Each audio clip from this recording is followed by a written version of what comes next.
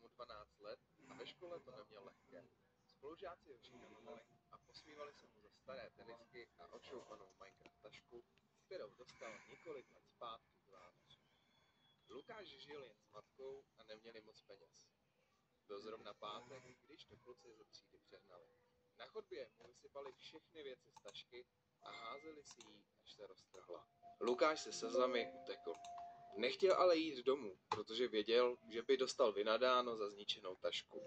Místo toho zamířil do lesa na okraji města, kterému místní říkali Černý háj, protože v něm kdysi zmizeli 3 mladí kluci. Ten den mu to ale bylo jedno. Byl naštvaný na celý svět. Když se procházel po zarostlých cestičkách, něco na zemi upoutalo jeho pozornost.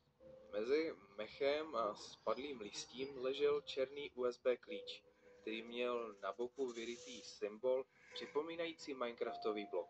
Lukáš ho zvedl, očistil od bláta a strčil do kapsy. Možná to byla hloupost, ale cítil, že to není náhoda. V hlavě mu vířily myšlenky na školu, na posměšky, ale ten klíč mu dával zvláštní pocit, jako by někdo chtěl, aby ho našel. Když se vrátil domů, hodil tašku do kouta a zapojil USB do počítače. Na klíči byl jediný soubor.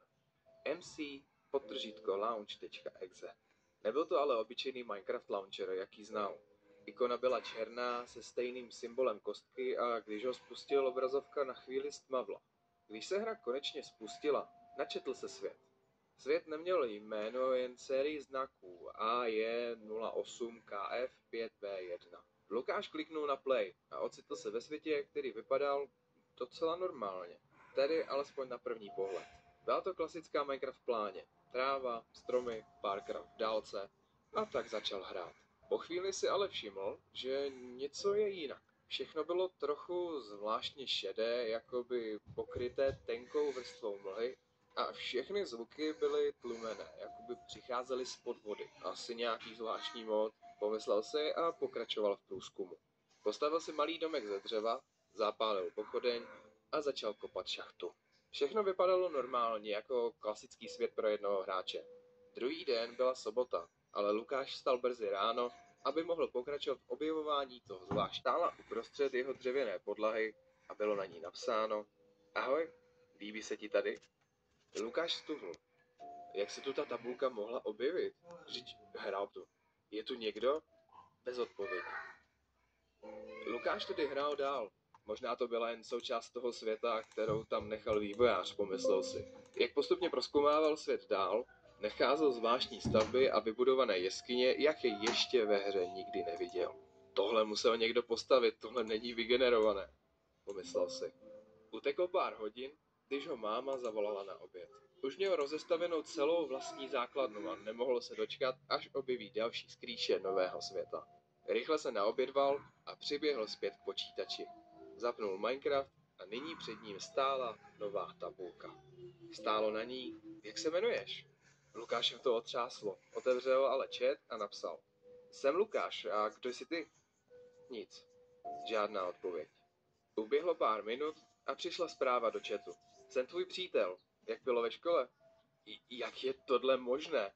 Pomyslel si Lukáš. Na tomhle serveru jsem přece sám a já nemám žádné přátelé, možná jen souseda Míšu. Dělá si ze mě legraci? Lukáš byl zmatený, ale zároveň fascinovaný. Míša ale jel na víkend k prarodičům, nemohl to být on. Tak kdo? Lukáš tedy odpověděl. Ve škole je to na nic, nenávidím to tam. O pár vteřin později se v chatu objevila nová zpráva. Tak to ve škole občas bývá, já to chápu, neboj se. Taky jsem školu nenáviděl. Jsou na tebe spolužáci oškliví?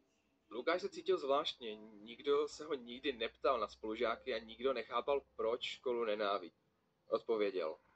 Ano, nemají mě rádi, protože jsme chudí a smějí se mi za staré věci. Tahle zvláštní entita, nebo cokoliv to bylo, s ním pokračovala v rozhovoru. Ptala se ho, jak se cítí, co ho trápí, čeho by chtěl v životě dosáhnout. Lukáš jí řekl všechno, o tom, jak se cítí sám, jak ho nikdo nechápe, jak sní o tom, že jednou něco dokáže. Entita ho poslouchala a odpovídala mu soucitně. Nikdo ti nerozumí tak, jako já. Objevilo se v chatu toho večera. Jsi můj přítel. Lukáš měl pocit, že konečně našel někoho, kdo ho chápe. Tak to uplynulo několik dní a Lukáš se vracel ke hře hned, jak přišel ze školy. Hodiny trávil povídáním si s tímto novým tajemným přítelem. Nikomu o tom neřekl, jen Míšovi. Ten ho ale varoval, že to není normální. Lukáši, singleplayer svět nemá četovat sám od sebe, to je nějaký virus nebo hack, řekl mu. Ale Lukáš ho neposlouchal. Entita byla jediná, kdo mu dával pocit, že jen mu na něm záleží. Po pár dnech se zprávy od Entity změnily. Začaly být naléhavější. Pamatuješ si, kde jsi mě našel? Vrať se tam, napsala. Lukáš se nebyl jistý, ale Entita naléhala, přijď v pátek večer, mám pro tebe dárek. Lukáš ale nevěděl, co má dělat, a tak o tom řekl Míšovi na Discordu. Ten ho okamžitě začal přemlouvat. Lukáši, nesmíš tam jít, ani nevíš, o co jde, je to nebezpečné. Lukáš na to ale nemohl přestat myslet. Když později spustil hru, stalo se něco zvláštního. Entita jakoby věděla o jejich rozhovoru. Míša ti nerozumí, napsala. Žádný, protože máme něco speciálního. On není tvůj skutečný přítel. Já ano. Lukáš byl zmatený. Míša byl jediný, kdo ho nikdy nesklamal, ale slova Entity ho začaly přesvědčovat. Přijď v pátek, pokračovala. Ukážu ti jedno super místo, kde tě spolužáci nenajdou, když si budeš chtít před nimi schovat. Bude se ti líbit. Přišel pátek, Lukáš a Míša byli domluveni, že si tenhle pátek večer zahrají spolu, ale Lukáš se neozýval. Něco nebylo v pořádku. Lukáš nikdy nezrušil hraní bez varování. Míša mu psal zprávy, ale nic. Čekal 10 minut, 20, ale odpověď nepřicházela. Zkusil mu zavolat, ale telefon zvonil na prázdno. Rozhodl se jít k němu domů. Míša popadl bundu a vyrazil. Zazvonil na zvonek a čekal. Dveře otevřela Lukášova máma. Dobrý den, paní, nevíte, kde je Lukáš? Byli jsme domluveni, ale neozývá se. Cože, vždyť má být s tebou. Míša zavrtěl hlavou.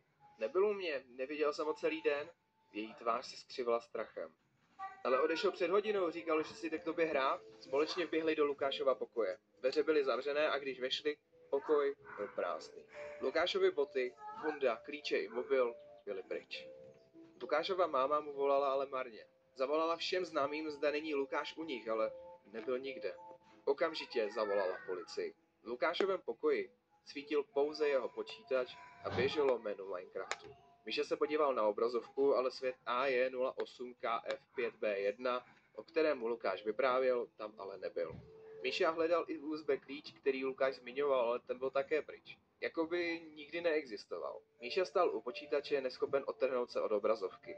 Svítil tam jediný server, na kterém si ten večer měli spolu hrát. Policie dorazila o pár minut později. Míša jim řekl všechno o tom, jak si Lukáš psal s někým přes Minecraft server a jak ho to něco nebo někdo volal v pátek večer do Černého háje. Lukášova máma hlasitě plakala, neschopna lapit dech.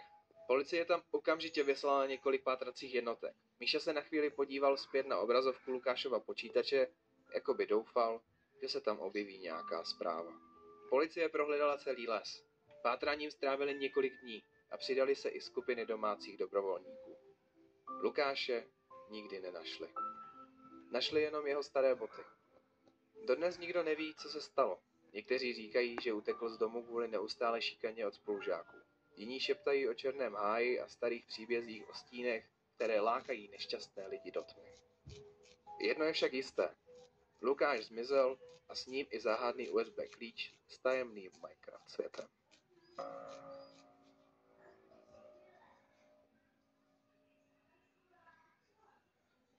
Tom potká jinou dívku, která má... A pokud nedáš like a odběr, tak se ti stane to, co Lukášovi.